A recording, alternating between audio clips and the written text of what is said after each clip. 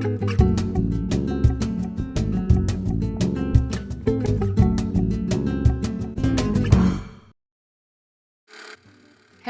hola, and good morning to all of you here, our Metropolitan Culture Corner family. I am especially glad that you are tuning in this month because our guest is someone I've wanted to interview for a very long time. Her name is Philissa Williams. Her brand is Thembe Fashions. She is a local fashion designer, stylist, image consultant, and personal chef. Her work, whether you're eating it or wearing it, is truly like none other. In fact, this is a Thembe Fashions original. I have had the good fortune to work with Philissa for a number of years now, and I'm telling you, her clothes are as comfortable as wearing pajamas, but they just make you look very rock and roll. Philissa was born in British Guyana in South America. She later moved to Washington, D.C., and a bunch of other places in between, and will go on to study at the University of Maryland, the Corcoran School of Art, and the London Image Institute. But at the time, she was focused on other creative fields such as photography, graphic design, and psychology. 15 years ago, she discovered her passion for the needle and has never looked back. She started out by creating one-of-a-kind designs both for herself and for local artists in Washington, D.C., where she put on her first trunk shows. Since moving to Barcelona, she has put on solo fashion shows at the Soho House and other venues, and has participated in fashion industry events such as African Fashion Week. Her dresses are truly unique. Each one is one of a kind, hand-sewn. Her vision when designing is to accentuate a woman's silhouette and enhance her natural beauty, allowing her to feel sexy, classy, fun, and comfortable all at once. Whatever her age, whatever her body type, and whatever she's doing, including leaping around on the stage like I do. She believes that a woman has to feel good in the clothes she wears in order to be able to present her true self to the world. Philissa is one of the few people I know who truly lives by this philosophy in all of her professional work. So please welcome Philissa Williams of Thembe Fashions to the Metropolitan Culture Corner. I like to be comfortable in everything that I wear. So I started making these clothes for myself, of course. And since I was always riding a bicycle or doing something active, I was like, I need to be able to wear these clothes on a bike and be active and dance and so on and so forth. But I still wanted to look good.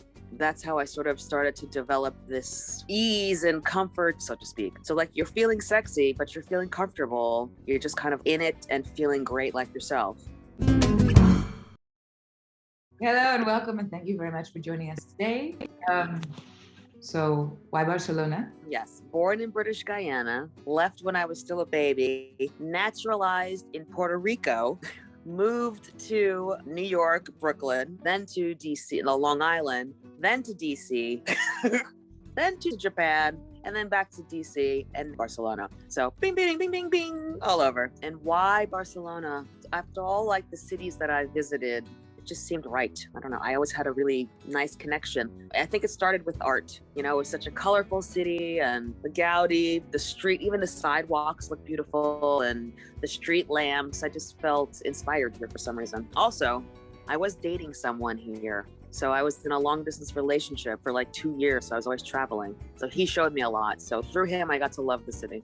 Your dresses and your other pieces are very distinct. And with most of them, you know that it's a Thembe Fashions dress from across the room. There are particular recognizable signature elements, which are your trademark, I would say. But how would you describe what you do to someone who's never seen your work before? I've actually had someone who's bought one of my dresses tell me that she felt when she wore it, it was like wearing dancer clothes every day. You know, like she felt like she could move and dance and feel free and comfortable in the dress, but like every day feel that way. So I feel like my dresses are like a new sort of sexy comfort. I feel sometimes that I get lucky when I make a dress. I just sort of literally throw the material onto the mannequin sometimes and just kind of see where it falls. I allow the dress to tell me what to do with it, if that makes any sense. So like I allow the material to do its natural thing, and then I just sort of move it around the body how I know it will move well on a person or look well on that person. Do you remember the first dress you ever made? What was it for? It was for a singer, actually. Her name's Deborah Bond in DC, and she had like her first big show in this small club in DC, and she said, I want it to be like strapless and sexy, this little things that she wanted, and I did it, and she loved it. And since then in DC, I was making her dresses. So funny that I'm still working with singers, and my first dress I made was for a singer.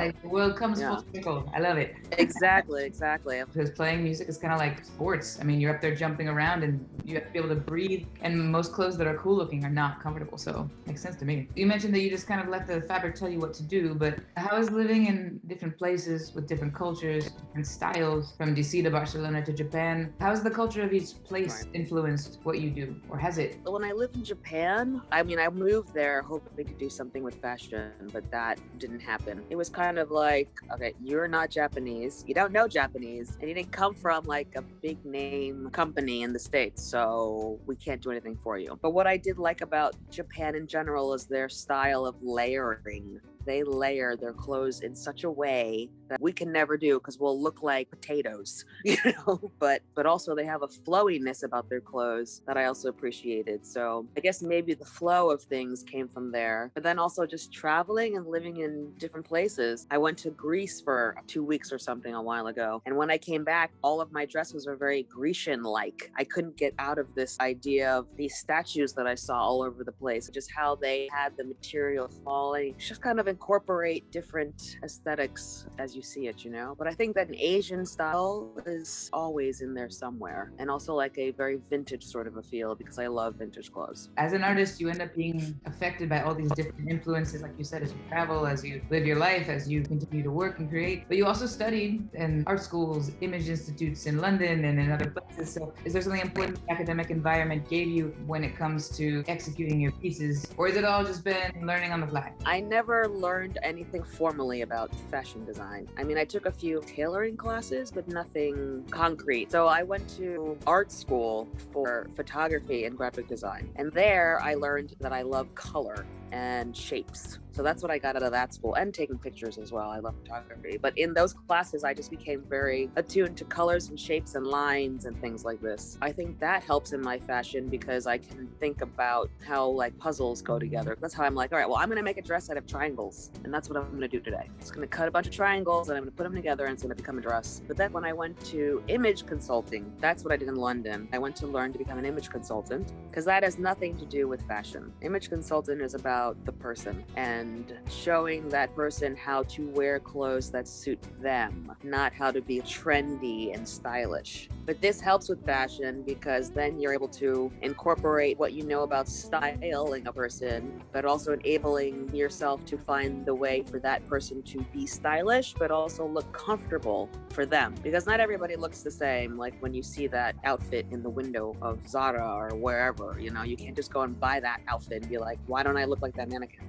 You know? So image consulting helped me to learn how to dress a person for their body, which helps me to be able to make a dress for that person's body as well. That was one of my questions, because at the moment, you're currently the stylist and image consultant for the series You Make Me Feel Lonely, which is shooting now. So what is the difference between creating your own pieces, expressing your artistic compulsions, versus creating an entire world with a bunch of different characters in it? I mean, how do you have to adapt to do that? I was asked to be the wardrobe stylist for the cast of 7. So it was like 4 guys, 3 women. What I did to prepare for that was go to readings of the series. So I'd sit down on the readings so I could kind of watch how the characters interacted. And then I went to like a practice. In film terms, it's called something else. I don't remember. So I'd go there, and then I was able to see how they actually were going to be acting and moving in their part, which helped me to understand what they should be wearing. So I kind of studied their body movements so that I could learn about their character to be able to dress them for that part, but also make sure that they didn't look strange, because it still had to be them, but the character of them. It's fun. I mean, I like a challenge. Well, congratulations. I can't wait to see the series.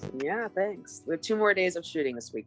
Speaking of body types and making things look good on people, which is what I like about your work, because I've seen the same dress on a supermodel and on me who's like not a supermodel, and on someone who is physically larger than me, and the same dress sometimes look good on all 3 body types. So this was one of my questions. You don't only work with your stick thin supermodels, you also work with people who are on stage jumping around. You work with plus size models as well. I'm recently in a charity event that raises money for women with cancer. So why is it important to you to work with all different body types? stereotypes? First of all, is because my friends, who are always the models in my show, I always use people that I know. They are of all different shapes and sizes and ethnicities and colors and cultures. So I want them to be comfortable in my clothes and feel good about themselves. So I was just like, let me make dresses for little, big, tall, short, so on and so forth. Clothing needs to be like this. I feel it's very important for whoever puts it on to feel comfortable and sexy. And as you said, one dress can fit 5 or 6 different people. And the reason for that is the cut of the dress, but also the material that I use is always heavy on the spandex, elasticity of it, because your body makes the dress, if that makes sense. And so that's why anyone can wear it, because depending on how your body is, the dress will form to you. So when I'm making it on the mannequin, because all dresses are made on the mannequin, I'm sewing it to the curves. So your curves are going to mold it in. Your approach to fashion is very practical and very everyday. Do you feel like the fashion world in general is evolving to become more practical, or do you feel like there are still a lot of barriers to entry depending on body type, race, age? I have started to see some changes in terms of models. I see more African Americans, Dolce & Gabbana or something. They might use like someone's grandmother or mom or something, which is kind of nice. But the models are still quite skinny on the runway. There was a time when they were talking about how they couldn't be a certain size. They were trying to change the image of the women to get away from this whole super waif look. But truthfully, the super waif look is still there. I mean, it never went away. One thing that is changing, however, in the fashion is the kind of clothes people are making, because they have all these new gender norms. So the clothing has changed for this. So they're now making these gender neutral lines, or making things saying, okay, it's for men and it's for women, which I think is great. So it's also saying a man and a woman can be wearing the same thing, which I think is amazing. And so they're also turning to models who are also kind of looking like a man or a woman. There's a little bit of a movement, but not as much as there should be, I suppose. I mean, I think that fashion is always going to be geared towards one side or another regardless. It's all about trends, just depends on what's going on in history. And there's like a foundation that dictates fashion anyway. If you're not on that board, not much is going to change.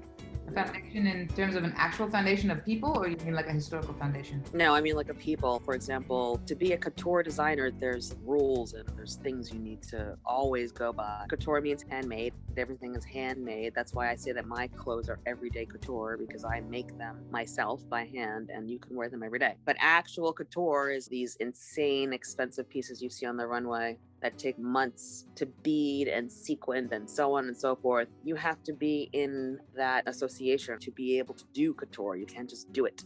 To be a high-end fashion designer, they have rules. And that's why I don't really want to be there, because I don't feel like following those rules. You strike me more as somebody who wants to follow your own inspiration. Speaking of having a different vision, and also speaking of everyday wearability, I know that you are in the process of creating a new line of clothing, which is not the same thing as the Thembe Fashions hand-created dress. This is called Toujours Thembe, if I'm saying that right. Toujours meaning everyday in French, as in everyday wear. What's the difference between the thing you're working on for the launch in the fall versus the pieces you've made in the past, and why? What inspired the project? So Toujours Thembe, so I'm taking it like not every day, but always, like always Thembe, because I chose this name because even though the line is completely different from Thembe Fashions, it is still Thembe. That's the reason why it's Toujours Thembe. It's always going to be Thembe Fashions. So the difference here is that this line is consistent, whereas Thembe Fashions, every piece is different, right? Every dress is its own unique dress. But Toujours Thembe is going to be sold online, a collection that you can purchase, but you just choose like a color. For example, high casual leisure wear, so to speak, like really flowy, nice pants and shirts and kimono style jackets and beautiful, simple wrap dresses and long flowy skirts and things that you can wear at any time, all the time. I'll put out like 2 collections a year. So it'll be like fall, winter and spring, summer, just with a couple of different tweaks of inspiration depending on how I feel. So this collection is also about 90% of it is gender neutral so that anybody can wear it. Yeah, that's That's the idea. I feel great about it, but it's new for me because I'm used to making one-offs of everything. When is the new line coming out? Within the first week of November, it should be online for sale, and I'm launching it on this independent designer website here in Barcelona, but it's like all over the world. It's called La Voga. So it'll be on that website as well as my own website, which I'm also rebranding. So that'll be till like April, and then that month I'll have my spring summer line. So yeah, I mean, this is going to be like, production here. I know that sustainability is also important to you. So explain a little bit about the upcycling that you do with other clothing items as well that aren't necessarily can be original. Well, I mean, that's kind of how I started designing, was through this upcycling. I just started by repurposing my own clothes, just going into my closet and cutting things up and just making them new again. And then I started doing that consistently for a party I went to like every Saturday at this place called House of Secrets in DC. And I would just make a new outfit every week to wear there. And then all of a sudden, that's how the singer Deborah Bond, she saw me. She's like, I like what you're wearing. Can you make me something? And then I started doing trunk shows. So I've always started with remaking clothes. So in order for me to get inspired to create, if I feel that I have a little bit of a slump, I will start by remaking something to get my creativity flow back again, so to speak. And also with Thembe Fashion, I purchased textiles that are kind of the leftover from larger bolts of material. So I still try to keep the minimal amount of waste possible. So I literally go quote unquote dumpster diving in this one shop in Bourne that just has barrels of random pieces of material. And that's how I create. So if there's only 4 meters of this, I'm buying 4 meters. And when it's gone, then that's it. I move on to the next. My sustainability is more like using what's already there as opposed to saying I'm going to create more organic cotton. I'm just going to use what we have already. A lot of people put sustainable on their clothing, but for example, cotton is not sustainable at all. Aside from your fashion design, you're also a private chef and oversee the central kitchen at Barcelona-based restaurant Spice. You offer brunches under the name Bajo Brunch y Más. How did you get involved in the culinary world in the first place? Fashion's hard enough to break into, much less trying to be part of the culinary world. Well, my mom definitely got me into the kitchen when I was like 15. She started working and kind of said, well, I have a job now. You cook the food. And then I probably worked in my first restaurant in college, but it was like as a hostess. Then little by little, I started moving into being the server. And then I become friends with the chef because I love to eat food. And then I was like, can I come into the kitchen and see what you're doing? And then I was like, can I come and work for free one day? Because I want to learn how to chop things properly. And then little by little, I just started working in better and better restaurants after that, learning more about food, trying to cook, traveling. Food and fashion just seem to go very well together because you have to be creative, but you have to create something that many people will like and enjoy. With fashion, it's the right balance of shapes and colors and design. And then with food, flavors, textures, plating, and so on, I feel like they kind of all use the same ideas to create something different. In case of cooking and fashion, it sounds like you approach both in this very learning by doing way. What is your favorite thing, if you could pick one, about the process of either one? While we talk about the fashion, we're going to stick with talking about Thembe Fashions. Toujours Thembe is going to be at the side because with Thembe Fashions, I relate that more to my food because just like my food, I also create different things every time. Each dress is different. When I make food, each dish is different. Someone's like, can you make a brunch for me or do this special lunch for my friend at the house? Whatever I create for them is new. A recipe that I've never done before. And my friends think that I'm crazy because they're like, so wait, you've never made that before, but you're gonna make it for us. I was like, yeah. That's what I'm gonna do. Trying something different, exploring a new idea, creating something new. That's what I like about food and with the clothes. A new idea. I like that. Thank you very much, Philissa, and thank you for letting us see a little bit of your world. And I'm really looking forward to checking out this series and your new collection. On a personal note, thank you for everything that you do because it's very inspiring to me to work with such strong, creative, amazing women like yourself. And I'm happy to have the opportunity, thanks to the Metropolitan Culture Corner, to share your work with the rest of the world. Thank you, Metropolitan, for giving me the chance to showcase the work of the incredibly creative people who live in our fascinating city. Some of the people I've interviewed since we started this series in March 2020 are friends and colleagues like Philissa, and some are professional acquaintances, some are total strangers, but all of them, each one of them, inspires me so much, and I hope you too. So tune in next month, tune in every month for more amazingness from the Metropolitan Culture Corner. Make sure to subscribe to Metropolitan's official YouTube channel to catch the latest interview, and or check out the Metropolitan SoundCloud page to hear all the interviews as convenient podcasts. See you all next time, and remember to buy local. Cheers!